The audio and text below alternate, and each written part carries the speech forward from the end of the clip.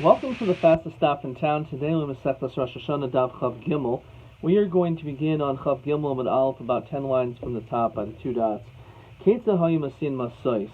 So how would they go about with these torches? So the Mishnah said in Mavin Klon Sois, and explains exactly how they would make these very flammable torches so people would be able to see the fire on the top of mountains. Or maybe who the Down Mini Arazimhin. They would use cedar wood. It's actually 4 different kinds. Erez, Katrom, Eight Shemen, Rosh. Now Kartom, Amarav Adara, Debe Rabbi Shila Amri Mavliga, V'yarmula Zu Gulmish. So there's different opinions exactly what this was, what type of Erez this actually was. And Rashi brings different translations in the laws. Upligid Rabba Bar Rav Huna. The Yom Rabba Rav Huna Amr Be Rab. It was not 4 different kinds, but sorry many Razimhin. 10.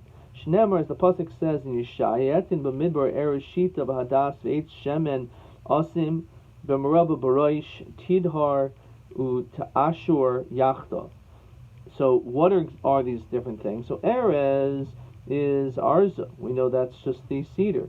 Shita is tarnisa, which is a pine. Hadas also is a myrtle. Eight shemen, a farsima, which is balsam. Baroish, barasa, which is a cypress. Tidhar, shaga, which again Rashi tells us so and so in laws. Tashur, sharivna. So Hani Shivahavi. The question is that's only 7. So Kiyoso Ravdimi Omer Hosif Olehen. There's actually 3 more to get to the 10. Loinim Al Moinim Al Mugin. These are the different 3. So Al Moinim is Butme, which is elm. Al Moinim is Baluti, which is an oak. And then Al Mugin is Kasiso, which is a type of coral wood. Sa'ikdi Amri Aroinim Armoinim Almugim. What is that? Aroinim is Are. Armoinim Dulve, which is like a chestnut, and Almugin Kisiso, as we said, is this coral wood. So again, there's different opinions exactly how many different types of cedars were used or existed. The pasuk says, "V'tzi Adir Lo Yavirenu." Regarding to this great ship, which was not passing, says Rashi, "L'nachal she'asad l'atzeis mebeis hamikdash," referring to the future when it will come forth from the Beis Hamikdash. Shomarav zu borni gedoyla. This is referring to a very large ship. So heichi abdu, says Rashi, osa borni, this large ship, l'mayavida. Like what exactly is it used for? So Maisi Shis Alfi Gabra, it's going to bring 6,000 people. B'triyasi Yarchi Shait, the 12 months. The Yarmila Triyasi Alfi Gabri, 12,000 people. B'shisi Yarchi shot in the 6 months. The Tanila Chala, and they'll pile up sand ad the Shachna V'nachas Bar Amaroi, and it'll go down all the way. Those people who are divers. The Kater Atuni the Kitana Bikasisa, and they will tie these threads of these linen roots of coral. The Kataluhu Besfinasa, and they'll tie their boat. The Natri Chala, and the sand of the ship will go Vishadul of Roy, and it will cause the ship to go back up. The Kamad de Medallia Akara, and as much as it goes up, it will uproot the coral. Umasya Machlif Adchad Train Bikaspa, and it's going to be worth 2 pieces of silver. Okay, now Talas, Parvasa, heaven.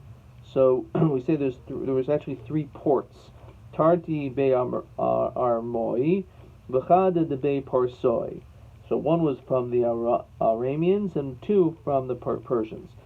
De Be Armoi, when it came to the 2 ports of the Aramoi, Maskin Kasisa, that's where they would be able to get this coral wood. Debe Parsoi Maskin Marganisa. And when it came to the Persian port, that's where the pearls were brought up. Mikaria Paravasa Demash Mashmahig. And this other port was like a royalty port. Rabbi Yochanan, Kol Shita V'Shita, all the boards, Shenatu Nachrim Yerushalayim, that they took from Yerushalayim, Asa Kodesh Baruch Hu, Achzir, they'll all get returned. Shnemar Etin B'Midbar Eresh Shita, Vein Midbar El Yerushalayim. Midbar is referring to Yerushalayim. Shnemar Tzion Midbar Hoisa. So therefore, the boards will end up being returned. Anything was taken, we'll get back. Rabbi Yochanan. Now we leave that challenging piece of Agadata, which again was introduced because of the Arazim, and now we're going to learn a very fascinating Gemara, which is going to be question 14. Al mi Omer b'Gemara shedaimel hadas b'midmor. What's comparable to a myrtle in the desert? So he says like this. There's two answers. Kol amid Torah v'edim alamdo. Anyone who learns Torah but doesn't teach it, daimel hadas b'midmor. It's like a hadas which has a beautiful beautiful smell and fragrant aroma, but no one could smell it. So just like a person knows a lot of Torah, but they don't actually give it over to anyone else. If a person learns Torah and teaches it in a place where there's not a lot of time to Chachamim, it's like there's a midbar, it's a wilderness, people are void of Torah except for you, and the fact that you're able to teach it, it's like that breath of fresh air, that hadas in the midbar, so are you, this one beacon of hope. Yom Rav Yochanan, Oylahem Chachavim, She'en Lahem Takana. Woe to the Chachavim, to the Chachavim, there's no remedy. Shnemer Tachas Hanachoshes, under the copper of Zahav will bring gold. The Sachas of Barzel of Kesef, the Sachas of Eitzim Nachoshes, the Sachas of Vanim Barzel. So all these different things there is a replacement for. However, Tachas Rabbi Kiva Chaver Abayim Aviyin. What about when it comes to the replacement for when the Umos Olam, who took away our great Torah giants, like Rabbi Kiva and his other colleagues who were martyred, were murdered? So my maven, there's nothing that they could replace them with. That they're going to certainly get tremendous punishment for the blood that was spilled by these Torah giants. So he said that they would bring to all these different torches from one mountain to the next, and they would go to Beis Baltin. My Beis Baltin. So Amar Rav, Rav says, we continue to Chav Yomim with Beis, Zu Biram. This is referring to Biram. My Gola, Amar Rav Yosef Zu Pumadisa. So my Kimaduras Eish, it was this big fire. It looked like a big bonfire. Tana Kol Echad Echad, Noit Levuka Biyadai, V'Olu Rosh Gagai. Because it wasn't just the mountains. Once people knew it was Rosh Chodesh, by seeing that, they would go to their own respective roofs and they would wave fire themselves. Tanya, Rav Shimon ben Eliezer, Omer, Af Charim, V'Kayir, V'Geder, V'Chabro Seha. Also, in these other locations, they also, says Rashi, Ahimasin Masais, Barashi Harim Shulhen. They would also light their own torches there. It was actually in between these mountains. Some say it was on the other side of Eretz Yisrael, Havi Kaim, that's where it was. Mar Chashiv the High Gisa, Mar Chashiv High Gisa. Each person was recognizing based on what side they were, says Rashi. Be'idach Gisa, Shal Eretz Yisrael, at Sad Babel, Shneit Stadim Shal Eretz Yisrael, Nim Shachim at Sad Babel. Omer Rav Yochanan, Bein Kolach Ve'achas Shmona Parsos, between all of them was 8 parsos. Kamahavilhu Tilasim Batartan, which was 32. Vaha in Tuvahavi, we know from Babel to Eretz Yisrael is much more than that. So Rabbi, he says, is Tatume is Tatum Lahu Darche.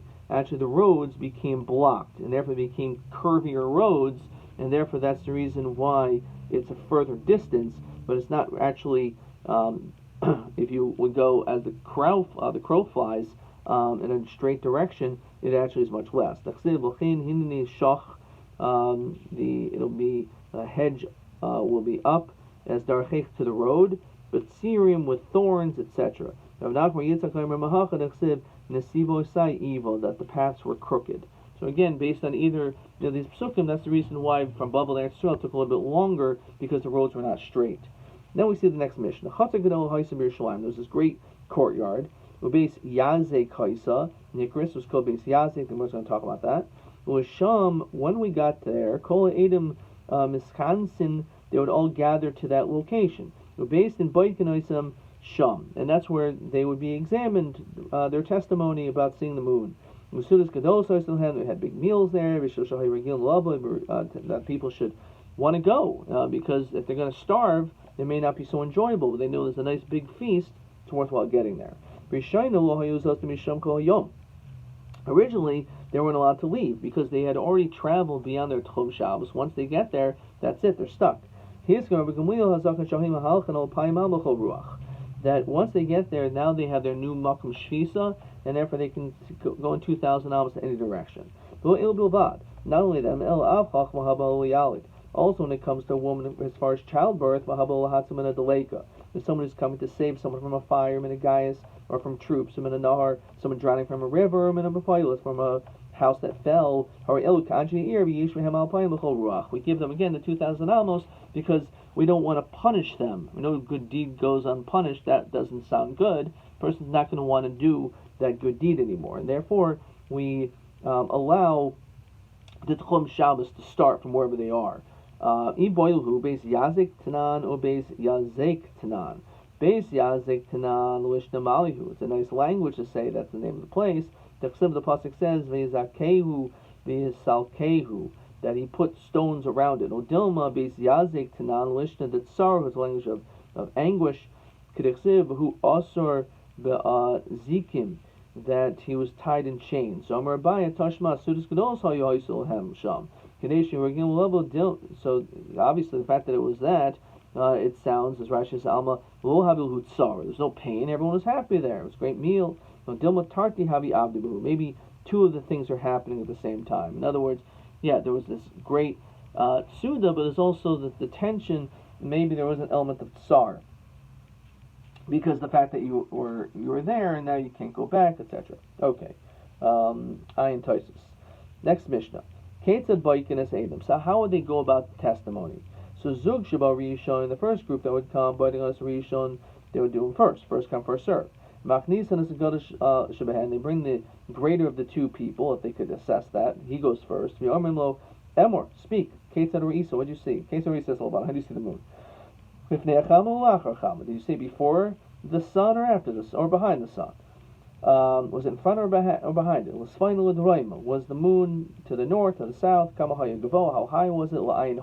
Which way was it tilted?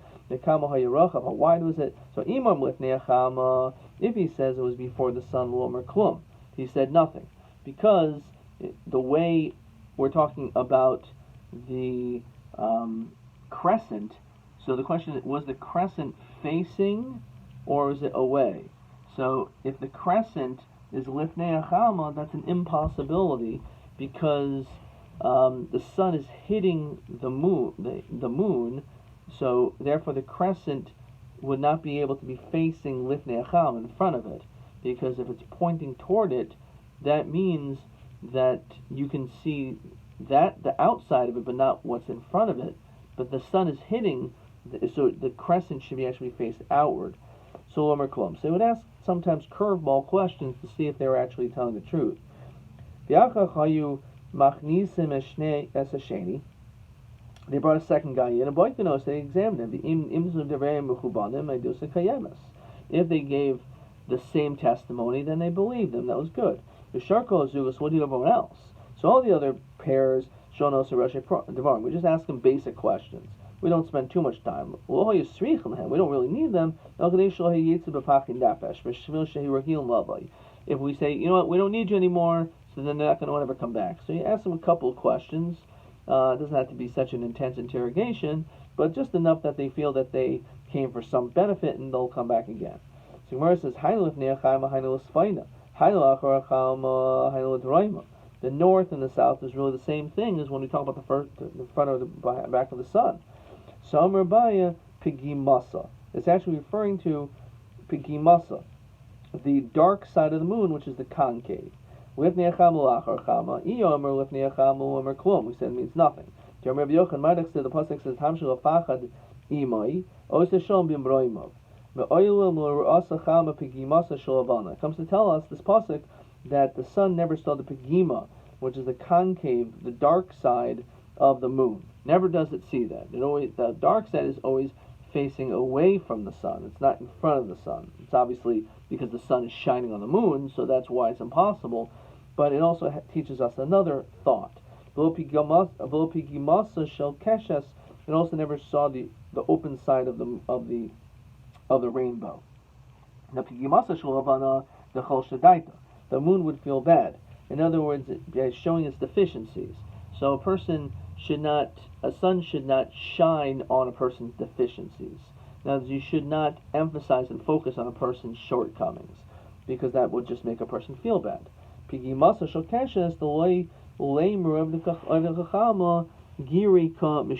that people shouldn't say, those who serve the sun, that it's shooting arrows at us.